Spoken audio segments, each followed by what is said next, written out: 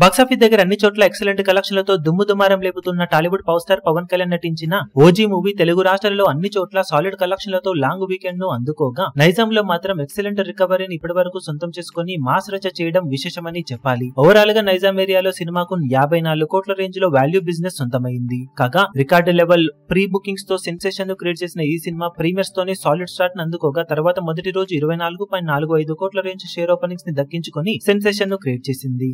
ఇక 2, 3, 4 రోజులలో కంటిన్యూగా 5 కోట్లకు తగ్గకుండా షేర్ మార్క్ ను సొంతం చేసుకున్న సినిమా ఓవరాల్ గా 4 రోజుల ఎక్స్టెండెడ్ వీకెండ్ లో నైజాం ఏరియాలో 40 కోట్ల షేర్ మార్క్ ను దాటేసి పవర్ స్టార్ కెరీర్ లో బిగ్గెస్ట్ కలెక్షన్లను నైజాం ఏరియాలో అందుకున్న సినిమాగా నిలిచింది. ఓవరాల్ గా వీకెండ్ లో 41.5 కోట్ల రేంజ్ మార్కును షేర్ ను నైజాం ఏరియాలో దక్కించుకున్న ఓజీ మూవీ బిజినెస్ లో 75% కు పైగా రికవరీని ఇక్కడ దక్కించుకోవడం విశేషం. కాగా ఇప్పుడు మిగిలిన రన్ లో బాక్సాఫీస్ దగ్గర మరో 13 కోట్లకు పైగా షేర్ ను అందుకుంటే నైజాం ఏరియాలో ఓవరాల్ గా బ్రేక్ ఈవెన్ ను దాటేసి లాభాల బాటలోకి ఎంటర్ అయ్యే అవకాశం ఉంది.